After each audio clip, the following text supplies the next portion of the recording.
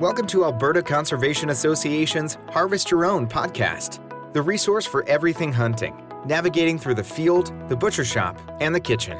Life is all about great food. Let's get started. Welcome to the podcast. I'm your host, Brad Fenson, an avid outdoor enthusiast who has worked as a freelance journalist, photographer, and public speaker for over 3 decades.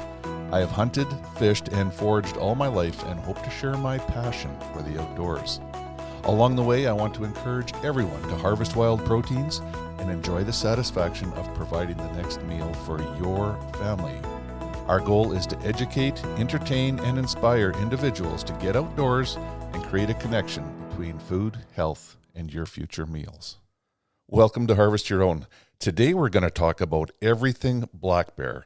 We got 3 special guests coming up. We got a wildlife disease specialist. We've got someone to help you locate those bears in the spring with some background in hazing bears from agricultural areas and where we don't want them, plus some foraging.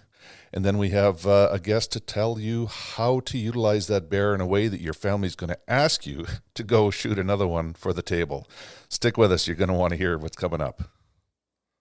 Well, I'd like to welcome Dr. Margo Pybus to Harvest Your Own today.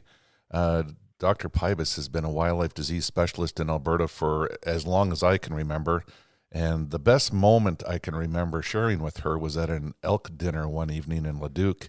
They had a beautiful roast beef dinner on the table, and you were asked to come in and do a presentation on wildlife parasites, and it kind of spoiled some people's appetite. I thought it was rather amusing, but welcome to the show. Oh, thanks, Brad. Yeah, actually, that time slot right before supper or lunch is one of my favorite times to give the parasite talk. Yeah, it seemed to work at that particular event. There was a lot of people that were pretty squirmish during their meal. And yet they really shouldn't be, because I'll eat whatever there is on the menu that day. Absolutely, yeah. So will I, and that's actually why we're talking today. Explain to the people what a wildlife disease specialist in Alberta is and what you do. Oh, golly, that's a pretty broad topic. A wildlife disease specialist kind of heads up any ongoing disease surveillance projects, or we look at technically any wildlife found dead that somebody wants to know why it died. Like I'm talking well beyond, not the hunter kills, but right. But animals that are acting strange in the field, or clusters of unusual mortality that have raised concerns either amongst our staff or Fish and Wildlife officers or with the public or landowners, and we want to investigate a little further. Those come through our lab. We have one main Fish and Wildlife lab in Edmonton, although we do work in conjunction with the diagnostic labs now at the University of Calgary in the vet school. We'll do some of our wildlife diagnostics for us, but diagnostics is a really big part of what we do. In this position, also heading up programs like survey results for winter ticks on moose when our staff are counting moose each spring, late winter, spring, and seeing a lot of hair loss on moose and wanting to know what it is. And we just track that. Is it a good year or a bad year? So detecting things like that.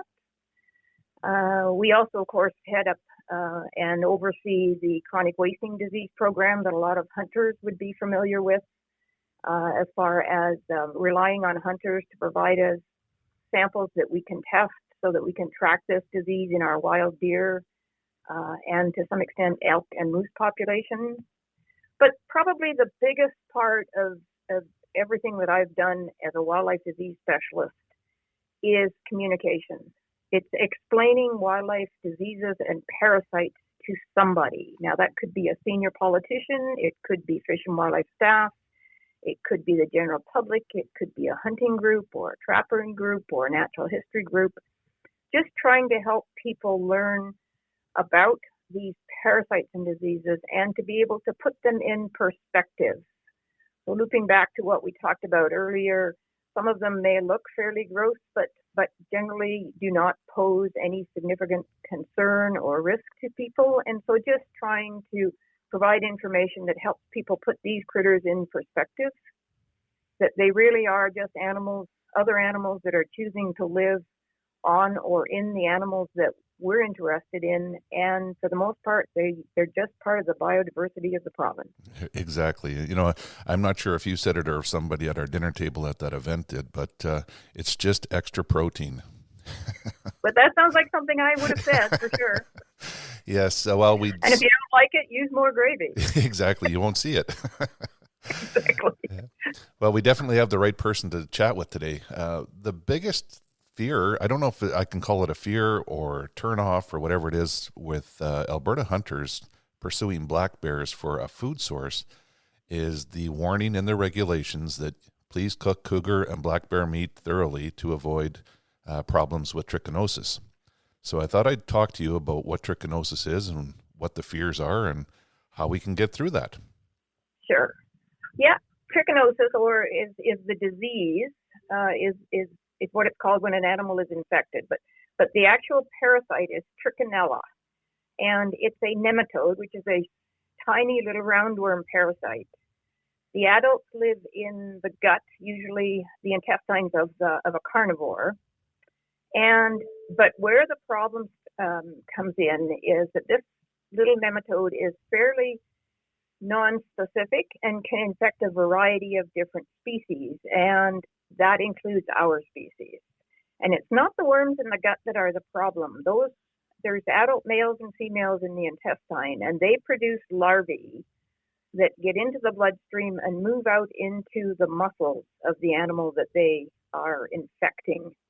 And they're microscopic, so you can't see them, and they don't create any significant damage in the muscle, so you can't see like hemorrhages or tunnels or anything like that as these tiny larvae move into between the muscle fibers, and then they just form a little cyst and then sit there and wait.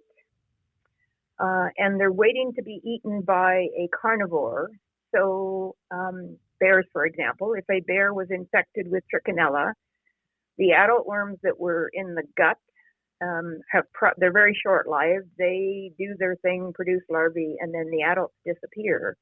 But the larvae that may be in the muscle tissues can persist for long periods, probably years, and they will not develop any further until those larvae get eaten by, say, another bear or maybe a cougar that's eating an infected bear, and then those larvae are activated. They become the adults in the intestine of the animal that ate them and produce a larvae back out into the muscles, and that's how the cycle completes. Yes, that life cycle is very interesting. And, people listening to this right now might be thinking, boo, I really know I don't want to hunt bears now. That sounds pretty bad. But truth be known, the same warning was issued for domestic pork until the mid-1980s when they started to raise hogs indoors.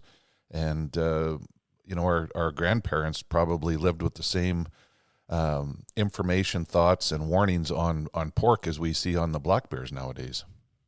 Yeah, Brad, that's entirely true. Trichinella in pork was a problem for many, many, many, many, many years.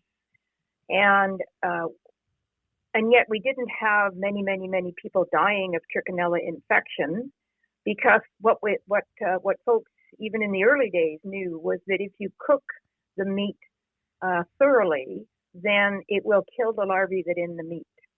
So even like as I was growing up and we were still in England and pork was on the table fairly often, it was just common knowledge that if you ate pork, then you cooked it well. And that would preclude any potential infection in people. And for sure, the pork industry, the swine folks have essentially eliminated Trichinella from current day pork products, so that's not even a concern. But the same warning or the same what am I looking for? It's not preventive, but the same thing can be applied to those that are consuming bear meat. If the meat is cooked thoroughly, then any larvae that might have been in those muscles will die and will not be able to infect you or anybody or anything else. Yeah, I agree with you 100%. And I think what I tell people is Go ask your grandma how she used to cook pork 30 years ago and serve it to the family at Easter dinner or, Sunday dinner or whatever, because that's exactly what you have to do with bear to make sure it's fine for human consumption and that you won't have an issue. Now, anyone that does have a problem and gets the roundworms and trichinosis, is it treatable? Oh, it's difficult, and it can be quite painful because the larvae certainly are out in the muscles. So and those little female worms that are originally in the intestine, they can pump out an awful lot of larvae. So my understanding when in human infections is that there can be a lot of muscle ache simply because these larvae are taking up space and perhaps interacting with nerves that are in the muscles. Beyond that, we don't see it often enough, and I certainly don't read the literature enough to know much more about the potential of, or at least how the medical profession would follow up once they have detected a case in a person. Right. I do know some people that have been treated for it that have visited Alaska and harvested bears there and ate them medium rare and ended up with the problem. One of the fellas had it twice, and he's been treated. So I know there is treatment. I'm just not sure what it is or what it entails. But yeah, exactly. The medical profession certainly is fully aware of trichinella and would be fairly responsive to diagnosing and treating this. As I understand it, though, most of the human infections that we still see with trichinella tend to be, and certainly in a wildlife context, it's more associated with wild boar. Oh, wow. Of course, boar being part of the swine family, definitely are susceptible to trichinella. And it seems to me there was a case in Quebec not that long ago where wild boar had been on the menu, and quite a number of people ate lightly cooked wild boar and certainly came down with trichinella. Right. The warning's there for a reason, and it's a good warning, but it shouldn't scare people off. I think the main message is we've lived with this our entire lives with other meat sources, and our families in recent history are quite aware of it, had to deal with it. We all lived through it. Very, very few people had any type of infection. It is controlled within the swine industry nowadays because they raise most of the hogs indoors and can control their environment. But any organically raised pork that's outdoors and grass-fed and subject to the elements still has the same warning and concerns as we have for black bear and cougar in Alberta, which is interesting to note because there's quite an organic movement everywhere in food sources. Correct. Yeah. So right, but human health always is a situation where, well, any kind of risk is a combination of probability and consequences. So the probability of anyone being infected with trichinella are quite low, but the consequences, given that it can produce illness and can be quite painful as I understand it, but so the consequences are sufficient that you put the warning out there, you advise people that might potentially interact with this parasite that, hey, this might be there, be aware and take appropriate precautions, which in this case, for sure, is making sure your meat is well cooked. So don't be making black bear jerky lightly smoked on a smoker. So. Right, or salami that is air dried and not cooked hardly at all. So I agree with you. Absolutely. Mm-hmm. Do you know what the cooking regulations or recommendations are? I believe it's 165 degrees and held there for a minimum of 3 minutes.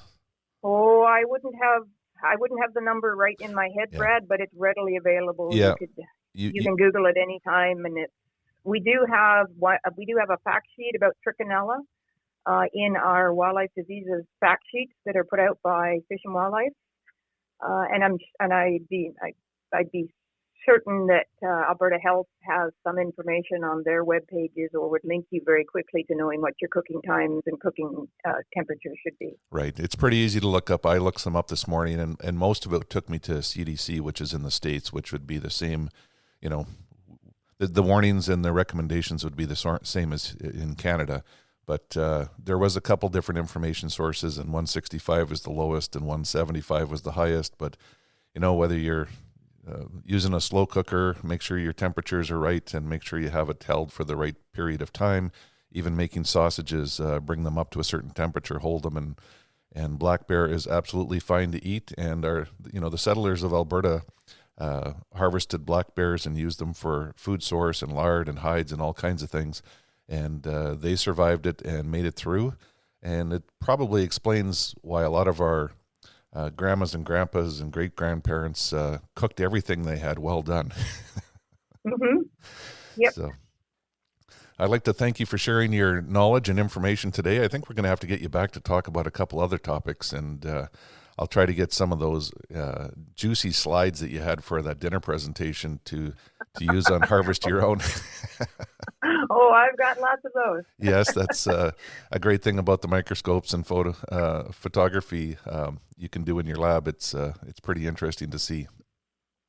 Yeah, not a problem, Brad. We can talk about parasites and diseases anytime. All right. Thank you very much for your time today, and we appreciate you sharing your knowledge.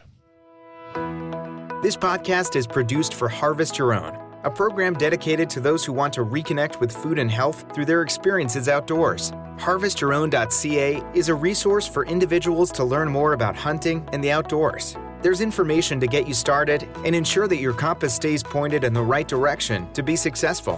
Where's your next meal coming from? Well, it's time to welcome Emily Lamb to the show. How are you doing today, Emily? I'm so good. How are you? I'm doing very well. It's spring. The geese are flying, the turkeys are gobbling, and the bears are probably rustling in their dens, anxious to get out and stretch their legs just like people are. 100%. It's like my favorite time of the year. Well, no, that's not true. I'm like a winter fall person. But I think that the powers that be like coincided the muddiness with the cute babiness of spring so that we could all be a little bit happy after, going into our houses and having to clean our floors for the 900th time. Yeah, a bit of yeehaw, a little mud and fun and outdoor activities. Canis Outdoors, are you busy this time of year? We're relatively busy this time of year. I would say generally, the more people notice the wildlife, the busier we get. And so, a lot of the time in the fall when everybody's getting ready to hibernate, etc., we get pretty busy. But just because, bears and all those guys in the springtime, I don't find cause as many issues as they do in the fall. So we don't get too many calls for them right now. Right. It's funny because bears, they seem to know how long to stay in the den, that if they get up too early, there's no groceries and you're going to go hungry, or you have to really search hard for a meal. So, they wake up at a very opportune time and they come out, and, that's what we're going to talk about today.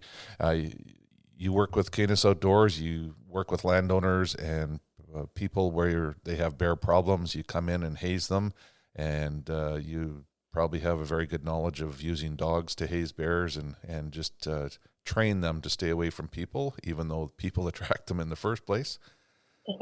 Yeah, absolutely. So bears are, if you've ever, I have a half sleeve tattoo of a bear. I just love bears so much. They're one of my favorite animals in the whole world. I've never met an animal with more personality than a black bear. So, similar to me. So they have a special place in my heart. And a big part of what I have been trying to do with Canis Outdoors and Canis Environmental is just help educate people so that they can make better decisions on, what they're doing around their properties. Rather than deal with conflicts, I would love to avoid conflicts in the first place. And there's a few things that are super simple that bears really, really, really don't like. So it's really not that hard to keep bears away from a property, away from livestock, all this other stuff. We're sharing information with hunters right now, and that really brings everything into focus. Is where would you look for bears in the spring? It's where the food's going to be. So besides hazing bears, you're also a great gatherer in the spring of different things to eat. And what we often eat, the bears are looking for too. And maybe we can touch on some of the hot spots where you would start looking for a bear, the same place a person would forage for food. Absolutely. So one of the neatest things to learn about black bears, especially in the springtime, is they come out of the den and you would assume, we all think, oh my gosh, they're going to be ravenous and they're going to be eating everything they can find. And that's actually not generally the case. I have very rarely seen bears super into like meat and proteins in the spring.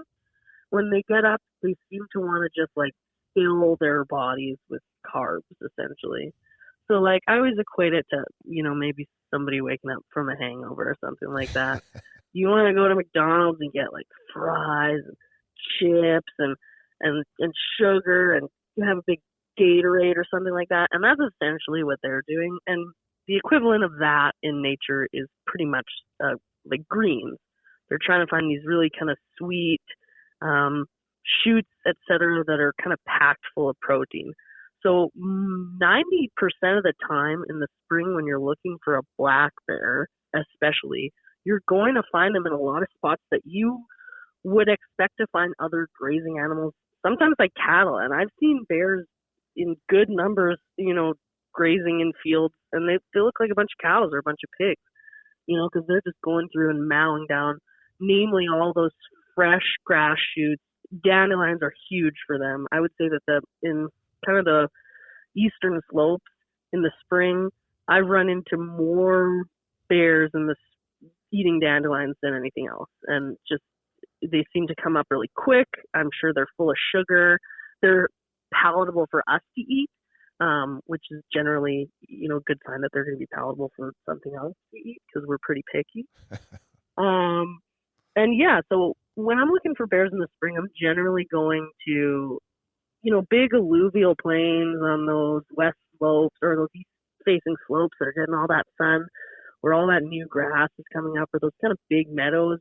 That's where a lot of the bears are going to be hanging out, just to try and get all that fresh new growth as quick as they can. Yeah, it's funny you bring up the dandelions because I've been a bear hunter for decades. And although you're hunting the foothills and eastern slopes, I'm normally in the boreal forest. And we've created an awful lot of disturbance there with oil and gas and pipelines and cut lines and all the rest of it. And if you pay attention, some of those pipelines that have hot material running through them heat the ground, and it is the absolute first place that dandelions are going to grow every spring. So whenever I headed out early in the year when I knew things weren't greening up, I would sort of key in on pipelines to look for, not so much for bears, but for dandelions, because it was just a natural drawing card to bring those critters in. For sure. And I think that when we talk about bear hunting, it gets a little bit confusing because then we bring in baiting. And, people are using beaver meat and all kinds of stuff that really doesn't occur all the time naturally, popcorn and molasses and all this other stuff. And so for a new hunter, it can be a little bit confusing to try and understand, I guess, what that equates to in nature. And really all that sugary stuff, like I said, is that's all plant-based in nature. And so the beaver meat is kind of a thing on its own. So I spent a good amount of my life trapping beavers, and there's not an animal in the woods that won't eat one of those things if it can. The meat is just so rich. So I kind of put beavers as a bit of an aside because it is kind of one of the only meats that they'll go insane for in the spring. And it kind of throws a wrench in the whole theory that they eat a lot of veg.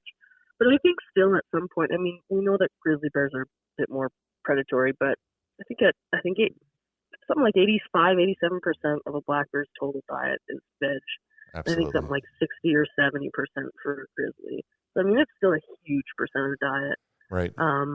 Yeah, you bring up a good point about hunting. Like, you do have the option to bait, or there are a number of areas where we overlap with grizzlies where it's spot and stock only. But, anyone that hasn't bear hunted in the past, I'd strongly recommend you try to get out and find one just like you'd hunt deer in the fall, the spot and stalk, and paying attention to the detail, learning the habitat, the habits of the animal, and being able to watch them and find the sign. It's going to make it a lot more interesting, and it's actually going to really lead to more success in the fall if you're hunting big game and rough grouse or other things as well, because you just learn something every time you're in the woods. Absolutely. And I would say, I mean, most hunters are going to say this, that like probably their favorite part of hunting is just watching, right? Watching what the fuck they're doing and watching what they're I don't know if there's a whole lot that's more fun to watch than a bear. Absolutely. I've joked with they're just a riot. Yeah, I've joked with my hunting buddies for years. The best way to ruin a bear hunt is to shoot a bear. Yeah. Because just being out there and you're dead on, like being able to watch them and see them interact. Every one of them has a different personality. Every one of them acts differently. Sometimes you're fortunate to see a small group of bears. It might be a couple siblings that are working together on a patch of dandelions or sedge grass or something, and you can see how each one of them is very picky or looking for something specific, or one spends more time out, one's more shy and is in the shadows all the time. But it's always interesting to watch. But the main thing that we're trying to help people with today is, if you haven't hunted bears, just think about where things green up. You got your south-facing slopes in the river valleys, anywhere you've got hills. Another big one is the edge of rivers, wetlands as well, on that wet edge where it first thaws. If you pay attention this year and watch the wetlands, the first place they green up is on the very edges where the sun can warm the earth under that shallow water, and you'll see everything spread up early. So those are all very key places to go out and locate a bear in the spring. Yeah, 100%. And another thing I guess that maybe should be mentioned is, they're an intimidating animal for some people, right? And I know a lot of people, they have a bit of a fear about bears, or there's almost a perception that so much more could go wrong on a bear hunt, right? And that's not necessarily the case. And like I said, they're so focused. And there's only really 2 or 3 things that you're ever going to get that's really going to, get in a bear's way and make it upset. And I mean, obviously, we know the whole thing about a mom and her cubs, and that's a huge one. The other thing is, when these bears are out foraging and all that stuff, they do have a whole bunch of personality, and they are just like people. And if you don't give them a whole lot of space, and they are aware of you, sometimes they'll tell you off, just like anybody else, right? I'm sitting and eating a meal, and somebody's taking pictures of me and walking around. At some point, I'll probably get a little annoyed. But the thing that people need to realize, if they're intimidated about a bear hunt, or just even being in the woods with bears around, very, very, very rarely is a black bear especially predatory. A lot of these attacks that happen are accidents or wrong place, wrong time. And I think in all my years, I've maybe out of, hundreds of bears, seen one bear that, got big and old and was a predatory bear. And everybody else was, really easy to get along with. Zero problem. I would encourage people to just, not be intimidated about it. I know that we hear about when things go wrong in the bush, but I feel that a lot of people do think that a black bear hunt is a bit more of an intimidating hunt. And it doesn't have to be. Again, once you get out that first time and you're, doing a spot and stalk, you're sitting in your tree stand and you watch one of them, all your fear of that animal, I mean, have a healthy fear of every animal, right? But all of the nervousness about bears, it just goes out the window. Because the second you start watching them, you realize they're just a bunch of big goofs. They're sensitive, more sensitive than any animal I've ever met. Crazy sensitive. So they have bad tempers. I'm not going to say they don't. But generally, they're big babies. And generally, if they know you're there, you're seeing the back end of one, and that's about it. Yeah, I've always found that they're very easy to spook away. There might not be as keen eyes and ears as a whitetail, but their nose does not miss a thing. And if they sense you, they're gone. It's not like you can let your guard down as a hunter and just wander up to one and shoot it. You have to really pay attention to what you're doing and what the wind's doing. Not break sticks, not move when they're turned and looking in your direction. If you want to be successful, you have to be sneaky and pay attention. Yeah. So yeah, and the one thing that people don't realize, I mean, we always talk about, when I was teaching, outdoor classes and going into grade 5 classes and chatting with kids about predators and stuff, I'd always say, I'd bring in a bear skull and a lynx skull and a whatever else, and I'd say, what do you guys think that this animal uses to hunt? And then, it's really easy to figure out what they use to hunt. They've got a big long nose because that's what they're using a lot of the time. Same with dogs, and the cats have great big eyes, and that's what they're using. But I would say a black bear's nose is every bit as comparable to a wolf or a coyote in any setting.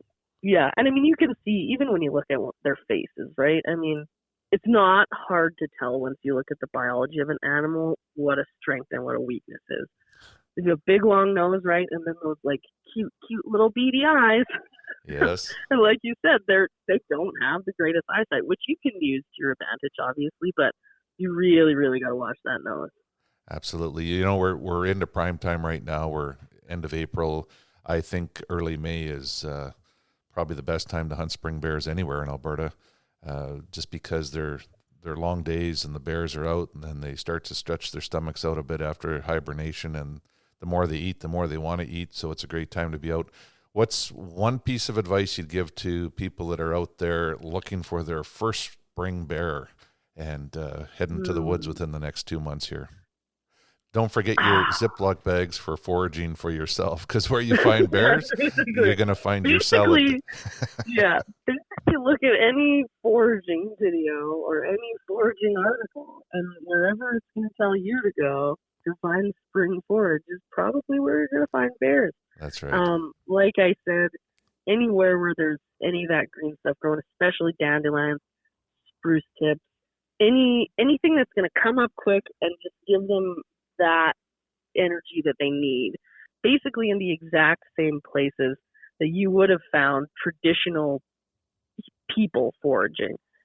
Well, it's one big puzzle. You just pay attention to what's around you. Watch for tracks and scat and maybe hair rubs on trees or bear rubs, and look for patches of clover and dandelions that might have been clipped off, or sedge that you can see where it's been trampled and eaten. Those are all clues, and it's all a big puzzle to lead you back to where the bears are going to be out. So thank you for sharing your information today. This podcast was made possible by Alberta Conservation Association and the Harvest Your Own community. If you're interested in harvesting your own food, there's a comprehensive collection of information to gain insight and knowledge. Head to the field, harvest your own protein, prepare it, and taste the results. HarvestYourOwn.ca is a library of information from getting started and geared up to processing, butchering, and cooking wild game to make the connection between health and food. Well, back by popular demand, we have Josh Glover joining us again today to talk about black bears. How's Josh doing? Not too bad, but I've never been accused of being popular, so that's a welcome introduction. That's good. Well, you've this is your third appearance on the Harvest Your Own podcast, and I can say appearance even though people can't see you. We can certainly hear you and share your information. And today it's everything black bear. You know, we've got lots of black bears in Alberta. There's lots of hunting opportunity, yet very few resident hunters embrace the opportunity to get out, and even fewer embrace the opportunity to use the protein source. So I'm calling on my good friend Josh to tell us about how to prepare and enjoy black bear. Happy to do it. Happy to do it. Now, I do know that you've become very proficient at curing and smoking your own bear hams. Yeah, it's, when it comes to black bear, a lot of people just kind of toss it to the side and they keep the pulp, because a lot of times, I mean, for the most part, regulatorily speaking, that's what you have to do. But I kind of look at it as a whole, a resource in the spring of the year or the fall, but for the most part, the spring, because you don't have anything else to hunt other than snow geese that have been giving us some trouble lately. But the black bear is just such a great resource. And then my creative mind just sets the pace, and we make all sorts of different things out of it. Oh, absolutely. And for those listeners and those people that have embraced black bear and have tried it, it can quickly become a favorite. Like I saw some of the stuff you're doing last year with your hams. You'd have black bear ham and mac and cheese, bake, and all kinds of different things that you made. Do you mind sharing some of your thoughts on food? Because bears do need to be prepared well done. What are some of your favorite recipes? Well, I like to start. I mean, when you initially get the bear, it's nice to take the back straps and do something that you can normally do with a tough cut of meat, because you have to cook it longer and you have to make sure it's at the 165. There's a lot of arguments on the temperature and things like that, and you can go and look at the FDA website and find out some temps for trichinosis and things like that. But having said that, we take the back straps and we'll slice them nice and thin and do schnitzel with them. That's the fresh meat. And then if you're going to be curing, you look at the back hams as if you would look at the hams of pork, right? So I usually bone out. You can bone in. I've done a little bit of reading on how to do bone in hams and things like that, and it can be risky at times. And when you only have one bear to experiment with, then I typically just go with a foolproof and pull the meat off the bones and do smaller hams that way. Right. Not only that, I mean, to take a full haunch of a black bear and put in the roaster for 4 people, 2 adults and 2 kids, it's pretty daunting. So I like the smaller hams. You tie them nice and you do a honey glaze or something like that on them, and it's better than pork. I think it's better than pork. There's a lot more flavorful for sure. Yeah, and it's interesting you bring that up, because if people haven't gone to a butcher supply place lately, you can go in there and buy netting to net the specific cuts, the smaller cuts, and make hams. So it's easy to contain them. It's easier to actually get them to cure right through and to brine right through if they're smaller pieces of meat. So breaking apart those hams and maybe even saving the hocks for the brine, certainly you can put the whole back legs to use real quickly. Yeah, and I mean, you can fit a lot of meat in a 5-gallon bucket. If you buy a curing kit, I won't plug any particular brand or place, store that sells this stuff, but you can get a ham kit for $30. I think I paid for it. It'll fill a 5-gallon bucket, and you can put as much meat in there as you want until basically the liquid pours out. So you can do a lot more meat in one time. Right, and that's just to cure them. So that's your salt and spices and cure and everything all in one. You buy it as a set, and you turn it into a liquid brine, and you submerge your pieces of meat in there to cure them and to brine them, add the flavor before you smoke them. That's right. I'm a huge proponent of making your own spices and things like that, and that way you can experiment and leave out what you don't want, or maybe you're not, maybe you don't like salt that much, so you leave a little more salt and things like that. But you know what? For ham, it's such a simple recipe: sugar, salt, nitrates. That'd be your insecures and things like that. And then even if you want to throw in some clove and things like that, you can do that as well. But when there's a package on the shelf that just contains all the right amounts, yep, it's just easy to throw it in a bucket. Yeah, put it in a bucket, add some water, put in the meat, keep it at the proper temperatures, and I'm guessing with the smaller pieces of meat, you're curing and brining for 5 to 7 days. Yeah, that's pretty much right at the number I usually go for. Yep. If I don't use a syringe, then I'll leave it a little longer. But the last time I just used a syringe and pumped it full, and then left it for 5 to 7 days. Yeah, that's right, and that's very round number. Very common in commercial operations. Almost all hams are injected with the brine and the cure. They pump them full to make sure that those curing salts and the nitrates and stuff get all the way through the muscle groups. And if you don't, you'll notice that there's gray meat in the center, and everything else is a nice smoked pink color, but that'll let you know how effective you were with your brine and whether or not you need to inject them the next time around. Yeah, that's right. So your nitrates, your insecure, that's what's going to turn the meat that beautiful color. Same thing with pork, with bacon and things like that. Yes. That's where that red color comes from. And, it's an important step, but most people might overlook it. But you've smoked lots of meat and made hams, and I do the same at home. Rinsing them is actually very critical. If you don't rinse them, they can be extremely salty. So I always rinse mine and actually let them soak in cold, fresh water for about 10 minutes before I take them on to the next step to pat them dry and air dry them. I usually leave them overnight, but it's the same idea. The salinity in your water can only go so high in a certain vessel, right? So if you got a pot, you put a ham in overnight to let it. We always call it wash back home. You wash the meat. You let it soak overnight. There's only so much salt that's going to come out, right? So 10 minutes overnight.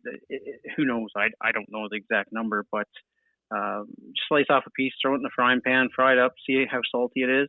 And you know what? If it still needs to sit a little bit, change your water and then throw it back in for another little while and get some more of the salt out there. So that's a pretty good indicator of how your ham is going to turn out at the end. Yeah, it's all, no matter what you're doing with wild game, even when you're cutting it up, to take a small sample and try it before you cut it all up and wrap it, just how tender it is. Same with making hams. It's a good tip, Josh, to cut a piece off and put it in the pan. Don't overcook it, but make sure it's well done and try it and see if you like the flavors. Yeah, absolutely. Yeah, and another very important step with smoking anything is making sure that everything is air dried before you actually put it in the smoker. If you have that layer of moisture on the meat, it prevents the smoke from penetrating and actually changes the moisture content of the surface as well. So that nice smoked finish on the outside that you get, you need a dry piece of meat to start with. And I normally set it up so that it air dries until I can see a bit of a sheen on the top of it. You know that it's actually dry and there's no moisture left. Yeah, I think they call it pellicule, which comes from the French term. If you look at the side of your kitchen wrap box, it'll say pellicule. So it kind of has that same idea, right? Yes. Just think of it as kind of that sticky texture. You touch it and your finger kind of sticks to it. Yeah, I can tell that you use the same books that I do for smoking and curing meat because you're using the technical terms, which is awesome. Yeah, a good one actually. I was going to plug this book. It's a really good book for everything cured meat and things like that. It's Kutas Volume 4, I think I have up there. But any of the volumes are good. But if you want to learn more about the technical stuff of curing and things like that, and on how to do traditional hams and stuff, it's a great book. Absolutely.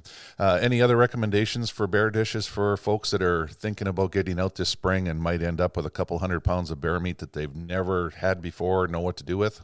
Well, the fronts usually whatever trim I have, I'll make some pepperonis and things like that. And again, pepperonis you still need to hit that temperature. I know a lot of people like to have their pepperonis not quite done, around medium or so. And you do have to cure, but with bears, yeah, you still have to hit that temperature. So I'll do that with the trim, and usually I'll do a couple shanks in a roaster, or I might smoke them. Smoke them is really good too. So you're not hamming it. It's just smoked meat, and then put in some baked beans or something like that. It's absolutely amazing. Yeah, very nice. Yeah, the braising technique is also very good for any cut of bear, especially if you want it to, it cooks a long time, breaks down, and it's always very tender. It almost just shreds apart. Yeah, and you have the cartilage and fascia and things like that. They break down so nice, like pork, right? The fat is very, very similar to pork. You can almost it'll melt in your hand.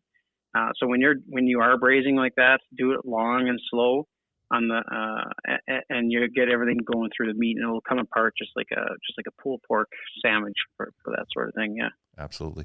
The last thing I want to touch on, because you're one of the few people left in the world that I know that does this, but you make your own bear lard. Now, are you trimming bear fat off the carcass early and rendering it down itself, or are you skimming off portions of cooked dishes? No, I'm doing straight up rendering, fat rendering. I do it with ducks. I do it with everything. Nice. But when I'm skinning out a bear, I am taking every little bit of fat I can get. Wherever there's a little bunch of fat, I'll take. In around the lymph nodes and things like that, you get the big pockets of fat that they store up when they're munching down on oats and things like that. They store fat really well. So you just take handfuls of fat and just throw it in a bag. You take the haunches, and there's a good layer of fat on those. You don't want all that fat on a ham when you're cooking a ham. So I'll trim a lot of it off and just throw it in the frying pan and let it simmer and let it all melt down, and then pour it off. Yeah, it's absolutely amazing. I mean, next to duck fat, I'll put duck fat at the top of the list, but under that, I'll definitely put bear fat. Yeah, it's very rich. It's smooth. It's white, like regular lard that you'd get from pork. It adds flavor. There's so many things you can do with it. The settlers used it for everything from waterproofing their boots to making their pastry and cookies and all the rest of it. So there's a lot of different uses for lard, and bear is definitely one species where you can get AAA quality lard for doing anything you want. I've made one attempt at puff pastry, bear lard puff pastry. It didn't work out, but I'm willing to attempt it again. Just because you got to keep it so cold, you basically got to do it in a freezer. But right. I've done biscuits. Biscuits are absolutely amazing. Yes, and pie, pie shells and pie crust also comes out extremely flaky with that rich lard. Yeah, absolutely. Yeah. Well, we might have to work on some new recipes for some game pies using bear meat, whether we do it diced up and make steak and mushroom pies or a ground meat pie, but maybe that's something we can experiment on this spring. I know you put out some baits with your kids, and I'm going to get out and either do some spot and stock or some baited hunts as well, or maybe some of both, but lots of opportunity out there. And man, I'd love to share a kitchen with you and get creative. Yeah, if we can ever get rid of this pandemic, then it'll be a lot easier. Yes. I'll be headed up to the lake in the morning and putting out some more baits and refreshing the ones we have out. So I'm pretty excited. Very good. Once again, I want to thank you for your time. It's always a pleasure having you on the show. Thank you for sharing your knowledge and encouraging people to utilize black bears. It's really an underutilized resource in Alberta. Yeah, absolutely. Stop throwing away your bears. Thank you, sir. Have a great weekend. You too, Brad. Thank you very much. We hope to inspire people to reconnect with nature and appreciate where your food comes from by harvesting your own. For more information on getting started or to learn specifics about the Field to Fork experience, visit harvestyourown.ca and follow on Facebook and Instagram. Check back often for new material, recipes, and videos that are posted regularly. Please subscribe to Harvest Your Own podcast and take the time to rate and review the show to help us build a dedicated core of passionate hunters as our regular audience. Until next time, embrace the outdoors and all it has to offer. Thanks for joining us.